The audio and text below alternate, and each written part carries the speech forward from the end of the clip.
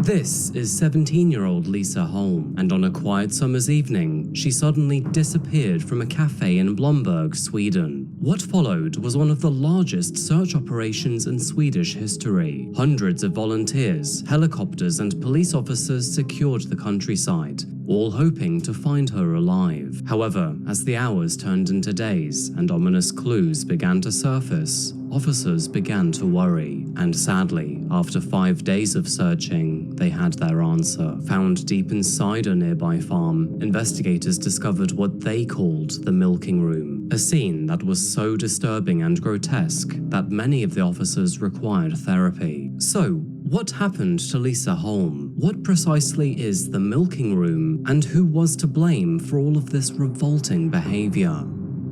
Because there really is no better word to describe Lisa's killer. He was absolutely revolting, and the more that I look into this case, the more I realize that Lisa's final moments must have been nothing short of soul-destroying. This genuinely has to be one of the most horrifying cases that I've covered. In fact, it was so bad that many of the detectives on this case needed therapy afterwards. I mean, even just the nickname, the milking room, leaves shivers down my spine. Welcome back to Coffee House Crime, folks. My name is Adrian, and today we're looking at one of Sweden's most horrifying cases. By the way, did you know that Coffee House Crime is only run by me and 2 good friends, and of course Nero? But there are no corporations here, no Netflix studios, and no AI slop. So, if you do support channels like this one, please do consider subscribing. It really does help us out. And now, with all of that out the way, let's begin this story, because honestly, it is sincerely tragic. So, on that note, please grab yourself a coffee and let's caffeinate while we investigate. This is the case of Lisa Holm.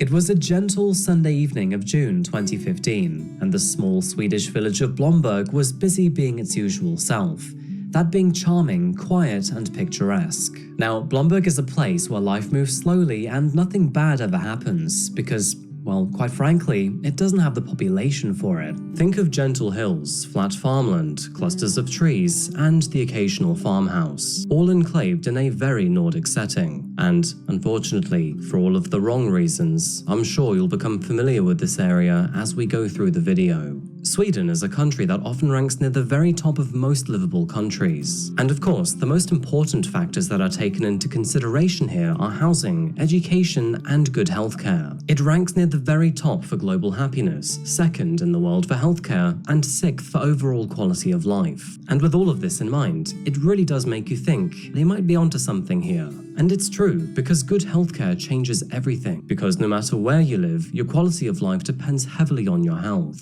For example, have you ever been in that moment where everything seems to be going smoothly? You're just going through your week, you've got exciting plans, and then all of a sudden, boom, your body decides to just ruin everything. Whether it's a sudden flu, an infection, or a weird new pain, it doesn't really matter. Suddenly, you're Googling symptoms at 11 PM and convincing yourself that you've got something dramatic. We've all been there before. However, instead of spiraling through a late-night doom scroll, let me tell you there is a better way to handle making worse at the gym and see a physio. Quite honestly, this guy with appointment opening times. And start getting the care that you need. Go to zocdoc.com/coffeehousecrime to find and instantly book a top-rated doctor today. That's zocdoc.com. Like, I feel like that promotion that he made was way longer than it needed to be. Like, a lot of YouTubers, they only spend like 10 seconds. This guy spent like over a minute like talking about this thing. I don't know. /coffeehousecrime, because if Sweden's proven anything here, life really does get a lot better when your healthcare does too. Thank you ZocDoc for sponsoring today's video. Now let's get straight back to this case.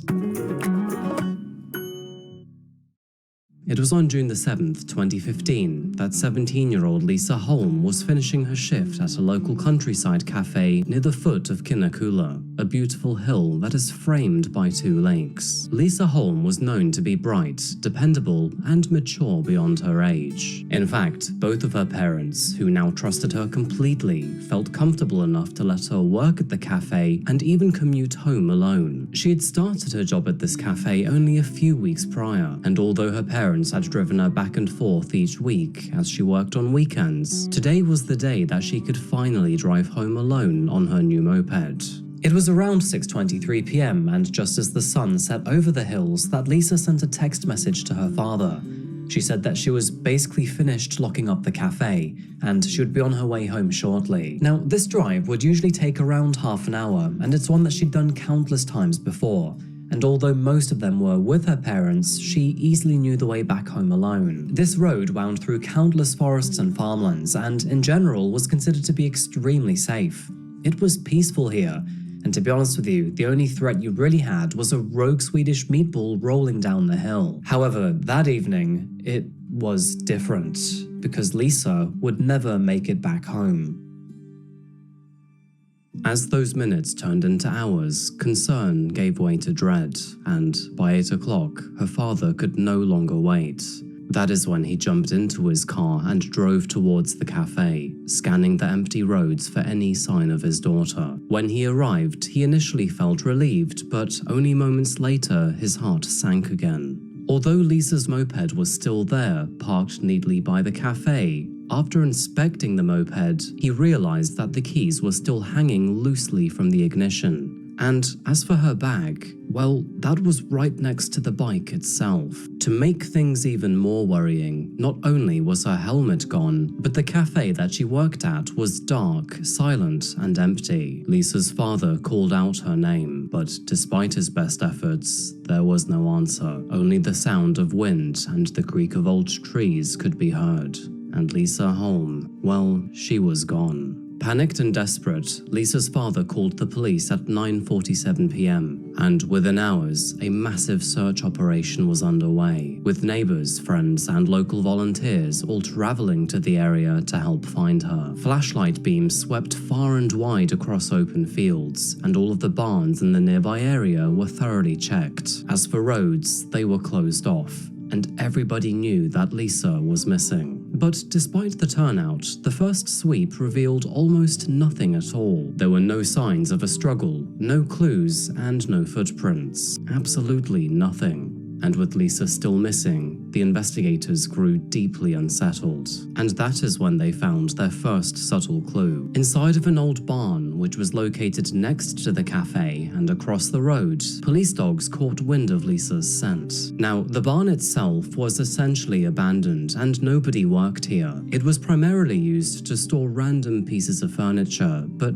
otherwise was just derelict. And so, moving into the barn, police realized that it was cluttered and contained random rubbish like old equipment, stacked wood, and dust all over the floorboards. But in the dirt, they found something important: a single black glove that was later confirmed to belong to Lisa. As midnight came and went, the situation escalated. In the space of only a few hours, the search party had grown into one of the largest operations that the region had ever seen. More police officers arrived, and the locals, they refused to sleep. Even people who barely knew Lisa joined in on the search, because things like this simply did not happen in Blomberg. By dawn, this quiet village had quite literally transformed. Makeshift command posts were set up, maps were covered in notes, and radios were buzzing with updates. And the community, close-knit as always, was in shock. A 17-year-old girl had vanished in their safe little town, and as the sun rose over the fields of Blomberg,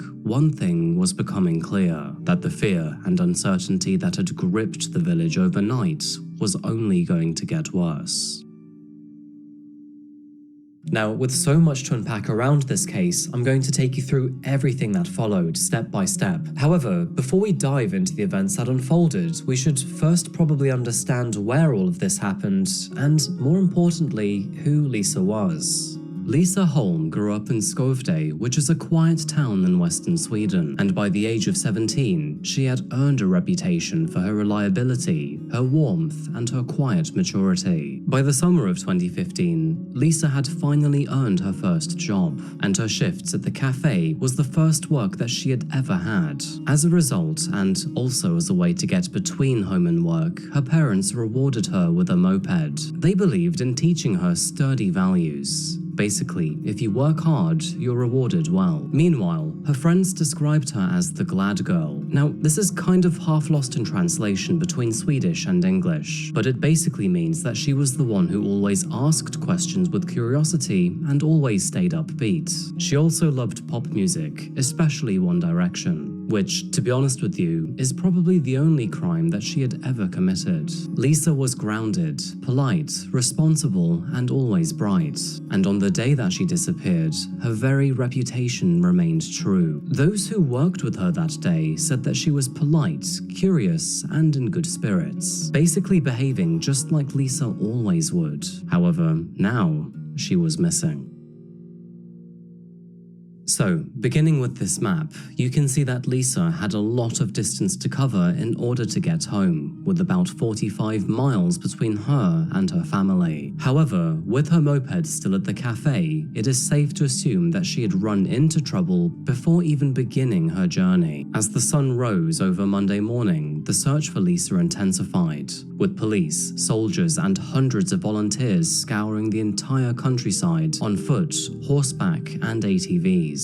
Fields, ditches, forest groves, and barns were all searched in widening circles, radiating out from the cafe. Showing you a couple more of my maps here, but they initially began with a small search radius of only 300 meters. With such a relatively small area, they could throw in an intense level of effort to make sure that nothing was missed. Spoiler alert, but whoops, they would miss a few things. And of course, over the next few days, this radius would increase from 300 meters to 10 kilometers. As this radius expands, the amount of effort they can put in per square meter of course diminishes. But for now, let's not jump ahead of ourselves. By June the 10th, an organization known as Missing People joined the search party, bringing in dozens of trained team members and specialized equipment.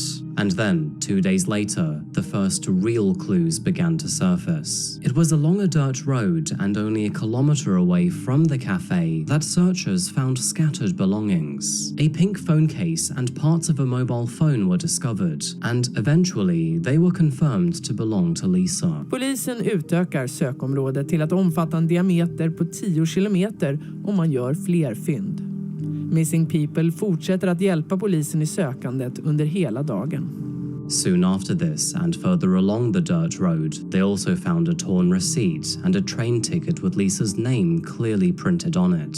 And unfortunately, the next day, even more appeared. A friend of Lisa's father was driving past the cafe when he realized that the barn next door no longer had any police tape surrounding it. For clarity, this is the same barn which is across the road from the cafe and the same barn that contained her glove. So, with the barn no longer off limits, the neighbor decided to take a look inside, and while there, he found a pair of pearl earrings glinting on the floor in the dust. He immediately knew that they belonged to Lisa, and soon enough, his parents confirmed this. The following morning, Lisa's ID card and her house keys were found near a road leading south. It's safe to say that the evidence left behind was both chaotic and spread all over the place, kind of like someone had deliberately tried to confuse her trail. By June the 11th, and that being 4 days after her disappearance, the search zone had widened yet again, now encompassing all of the nearby farms and estates.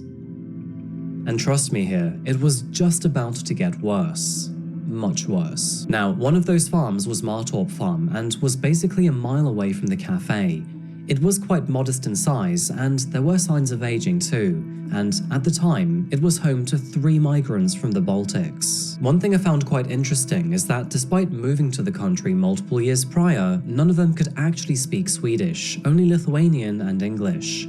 Otherwise, there was nothing remarkable about these folks. Anyway, it was on June the 12th that volunteers started to sweep around the farm. And then something strange happened. That is when 2 of those migrants, being a man and a woman, approached the volunteers. They said that not only had police officers already swept and searched the area, but that those volunteers should not waste their time. But the thing is, not only did this urgency feel unhelpful, it quite literally felt defensive. And as for the man, they could all tell that he was tense. In fact, not only did he urge the volunteers to leave as soon as possible, but he also told them that if they didn't move on, he would contact the police. Now, thankfully, the search party wouldn't back down. Instead, they politely told him to back off while they continued to search around the farm. They couldn't tell why, but there was something about this place that felt rather uneasy, and as the search teams pressed forward, none of them knew that, within hours, they would stumble upon a horrifying discovery that would officially end their search. It's kind of ironic, really, but if his goal was to draw attention away from the property, well, the anxious man actually achieved quite the opposite. In fact, his behavior unsettled the volunteers so much that they eventually called the police. Within minutes, officers arrived on the scene, and with their heightened suspicions, they were prepared to search every inch of Martorp Farm. Speaking about the property for a moment, the farm itself was quite large and expansive. To begin with, you had the main building where all of the migrants lived, and nearby you had 2 weathered barns which mostly held equipment.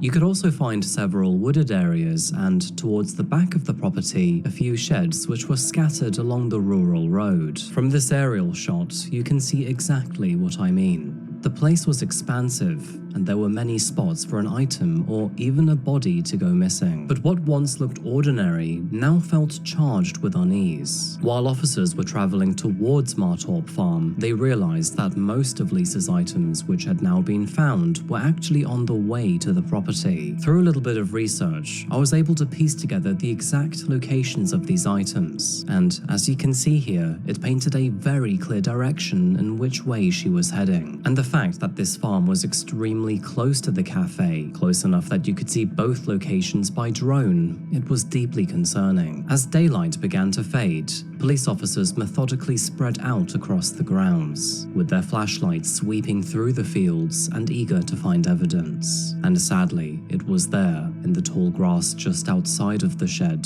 that searchers finally made a breakthrough. Hidden among the weeds and branches was a dark jacket, which later on would be confirmed to belong to Lisa. Underneath it, they also found her white moped helmet, which had been missing since the night she had vanished. With this discovery, all efforts to find Lisa intensified around this property. As a result, they sealed off the area and began to scour the home, barn sheds, and every square meter. And within half an hour, there were multiple significant areas of interest. But before we go any further, let's start here on one of the sheds. Detectives noticed that one of the small white sheds, which was found towards the back of the property, had long grass which had been trampled leading up towards the door. This was odd because the shed itself looked like a building that was never in use, but the grass would suggest otherwise. In response, they pried the door open, and when inside, officers noticed the horrible smell of death, and they knew that this was an unmistakable scent. Now, the shed itself consisted of 2 small rooms, that being a bedroom and a locker room. Now, the smell seemed to be coming from one of those lockers, and so one by one they opened them, and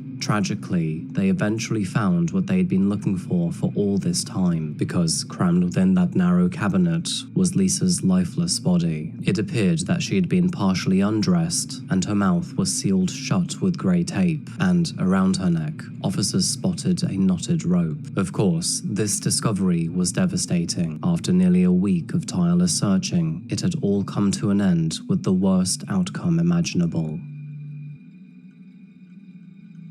By nightfall, Martorp Farm was swarming with detectives in white suits, as they geared up to seal the area and search every corner. While there, they collected fibers, fingerprints, footprints, and a whole lot more. We'll go into those details in a while, but for now, let's just say that they did not walk away empty-handed.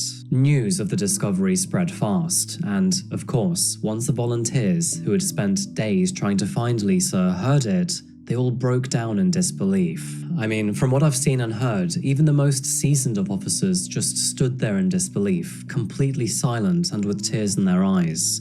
And overnight, the village of Blomberg had turned into a nightmare. Now, obviously, as soon as Lisa's body was found, basically everyone turned their attention and suspicion towards those living on the farm.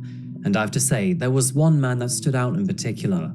that being the same man who tried to wave off all of the volunteers. And his name was Nerijus Bilavicius, a 35-year-old man and a migrant from Lithuania. No surprise, he lived in that farm not only with his wife, but also his younger brother. And the following morning, all three of them were arrested for questioning. Now, at first glance, Nerijus was definitely forgettable. He was basically a quiet, broad-shouldered farmhand who mostly kept to himself. He moved to Sweden a few years earlier, supposedly to chase honest work and a better life. And Nerijus settled down quickly too, living on Martorp farm with his wife, Irina, and his younger brother. He was polite enough when spoken to, but never really quite part of the community either. I mean, that's kind of obvious because he never bothered to try to learn the Swedish language. Now, unfortunately for Nerijus, when police searched his room, they uncovered a monster. His computer was packed full of violent pornography, and his online history also painted a picture of obsession, control, and sexual aggression. So, it was already not looking good for Nerijus. But when it came to actually linking him to Lisa's crime, he actually made it extremely easy for officers. And I'm talking incredibly easy, because these details are not for the faint-hearted. We'll go into more of this soon, but for now, let's just say that he left DNA from both exits. Lisa's clothing also contained traces of Nerijus' DNA too. Now, to reiterate, she had been found partially undressed and bound with tape, and although the autopsy report confirmed that she had not been sexually assaulted, everything else about the scene did suggest a sexual motive. Nerijus' neighbors would also share damning details too, because apparently some of them had even seen his car near the cafe on the evening of her disappearance. And it's not simply that he was just driving by, but he was quite literally idling and watching. In addition to this, a surveillance camera in a local gas station would also capture him later that evening, likely after all was said and done. And psychologically speaking, Nerijus was the textbook monster that was hiding in plain sight. He was supposedly a family man and a father, and somebody whose life looked ordinary from the outside, but inside, he was a predator who was just waiting for an opportunity. By the time that police sat him down in the interrogation room, they already knew that he was her killer. By now, Nerijus was cornered by evidence, including DNA, witness statements, and even his own arrogance. But despite this mountain of evidence against him, he still denied everything. Prašau, papasakok, ką tu galvoji. Neturiu aš jums ką be papasakot. Jag har inget mer. Ką aš jums nesakau, vis tiek jūs manim nieko netikite. Oavsett vad jag säger, du tror inte på mig. From the moment that officers found Lisa's body, they worked with great caution to try to find out what precisely happened to her. And piece by piece, all of the evidence pointed towards Nerijus. I mean, just the DNA alone told a story that no lie could cover up. Now, I find that every story that I cover seems to have at least one extraordinary detail that just stands out from the rest. For example, last week, it was all about Scott Kalogi and his mental health. And this week, it's all about the crime scenes. So, let's talk about each and every room in this investigation, because when put together, they paint a horrifying story. To begin with, detectives wanted to determine what precisely happened to Lisa, and in one of the farm's barns, they unfortunately found their answer. One of the rooms in this barn, which had previously been used for storing cow's milk, was covered in dust and grime. The entire place looked revolting, and almost as if it was straight out of a horror movie. But while they were in here, they noticed that one of the pipes looked ominously free from dust and debris, and after taking a closer look, they realized that both the pipe and the floor beneath it contained rope fragments. When analyzed and compared, they realized that the rope found around Lisa's neck was the same kind found in this room, which by now detectives had infamously called the milking room. With all of this in mind, detectives were now able to confirm that Lisa had sadly been strangled right here in the milking room, and unfortunately, it doesn't stop there. In fact, this was just the beginning. They also noticed that semen was found in this room and on Lisa's clothing, and when this was compared to Nerijus' DNA, they found a conclusive match. To add insult to injury, his excuse came straight out of a delusionist's handbook. Norigis claimed that he'd simply relieved himself in the barn on a totally separate occasion, which, by the way, is still extremely creepy because why would you do it here in this room? His genetic fingerprints were found everywhere too. They were on the rope used to strangle Lisa, on her clothes, on the inside and outside of her garments, and around the barn. They would even find his blood on Lisa's jacket, which therefore suggested that a struggle had taken place while she fought back. And it gets even worse, believe it or not, because found just outside of the milking room was a huge pile of human feces, and after sending it for analysis, it was confirmed to belong to Norigis. This led officers to believe that just after murdering Lisa, Norigis was so excited about what he had just done that he literally defecated himself. I mean, this has to be one of the most shameful moments in human history. Just imagine this for a moment. Like, not only did you just murder someone, but in the very same minute, you also crapped your pants. That wasn't it either, because going back to the cafe, which was only a mile away, officers realized that Norigis would routinely break into the barn just across the road. And when they examined it more closely, they were in for a surprise. Police officers soon realized that one of the small rooms found inside that barn had a clear line of sight straight towards the cafe, and when they swept those 4 walls with a black light, what they found was deeply unsettling. They noticed multiple stains which were spattered across the walls, and lab tests would later confirm what everyone feared. Those splatters contained Norigis' DNA. It appeared that he had been using that window and that vantage point to watch Lisa and other women while gratifying himself in secret. At this point, there really is no other way to put it.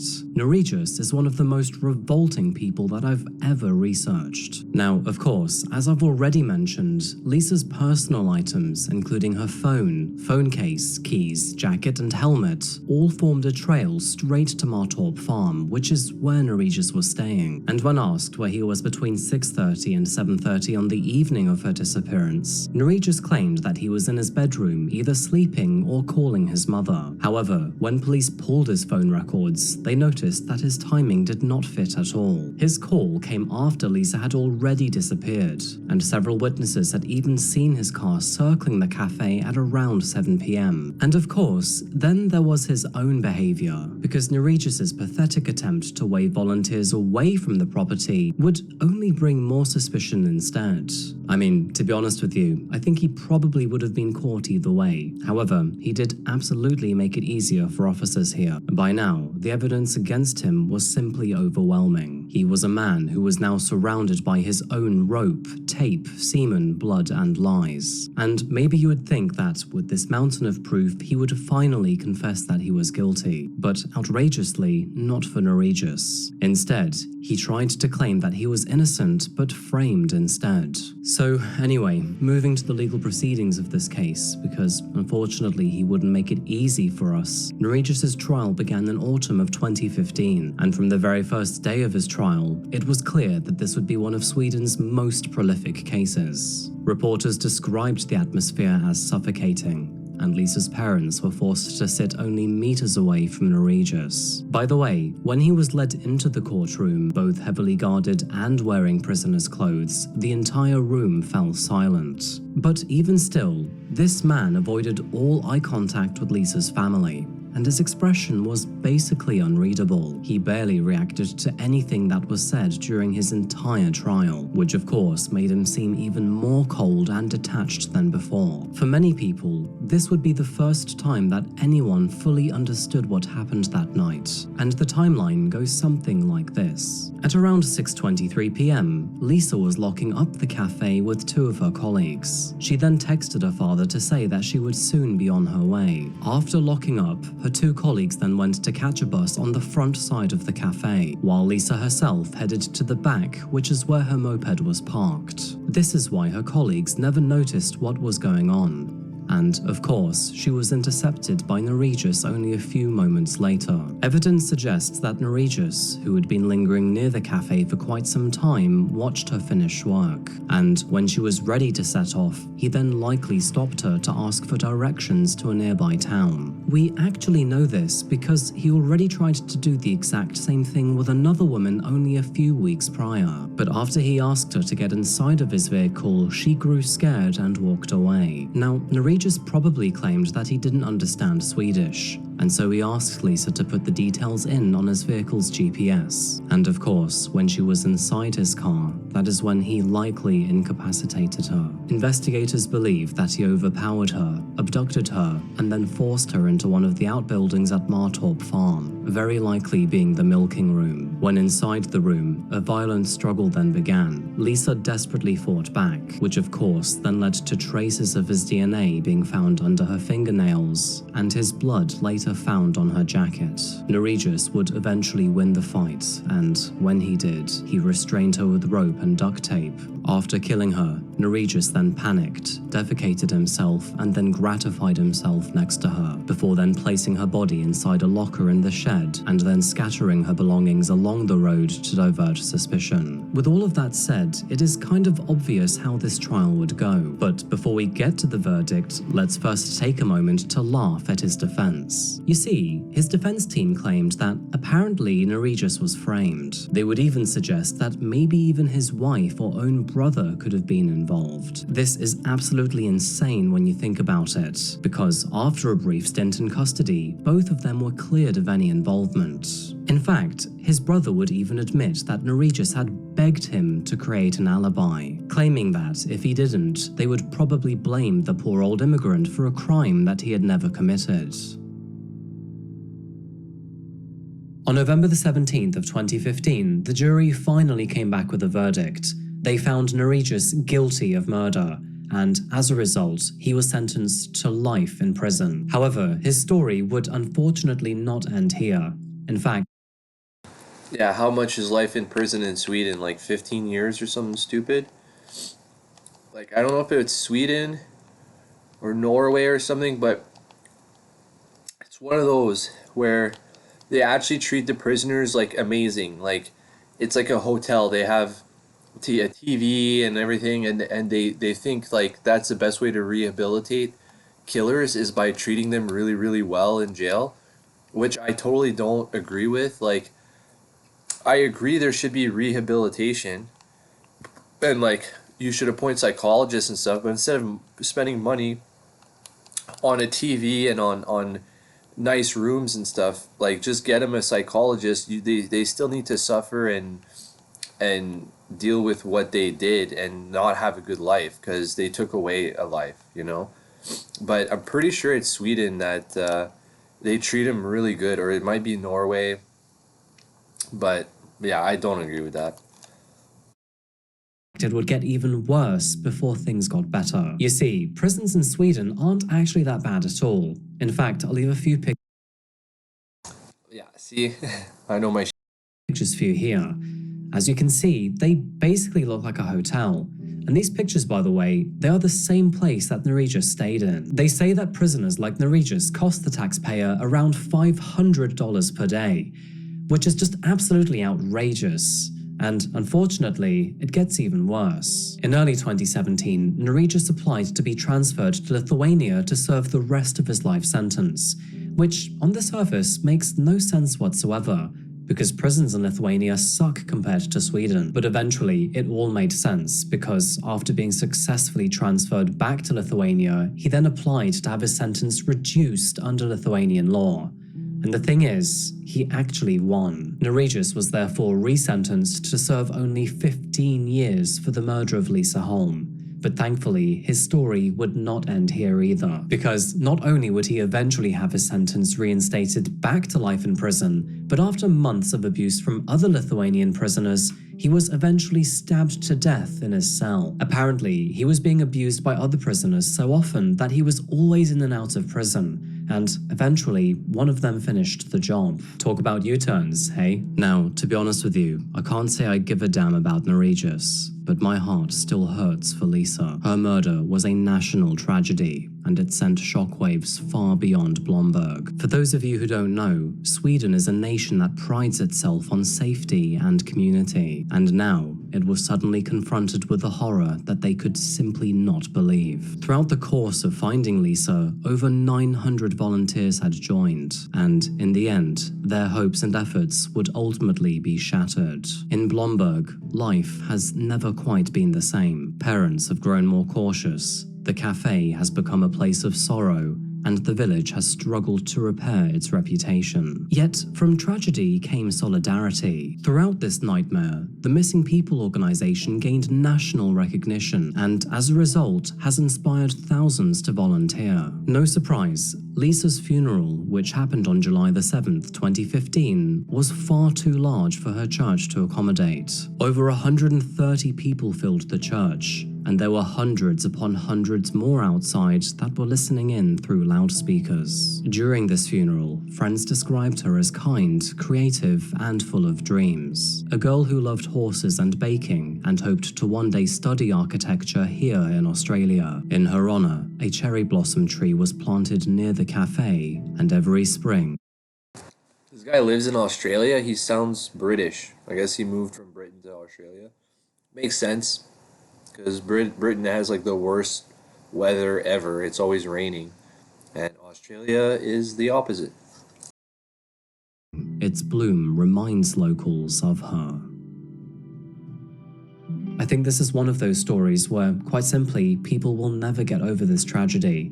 It was absolutely horrific what happened to Lisa, and I think Blomberg will always carry that scar. I think it's also tragic that this day was quite literally her first ever time driving home alone. I mean, it's just a story that has the darkest of details and the most horrifying of coincidences. So, what are your thoughts on this case? To begin with, what do you think about Lisa driving home alone? And secondly, what do you think about Norwegius' sentence and then re-sentence and then re-sentence?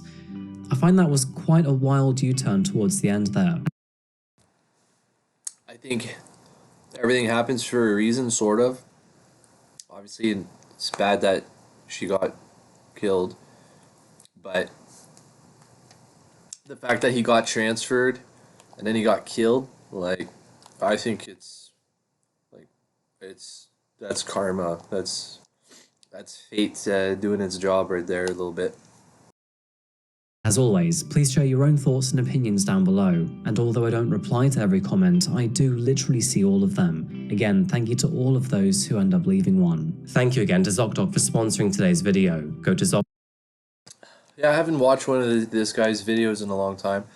He does good videos. They're a bit long for no reason, but yeah, it was just good video.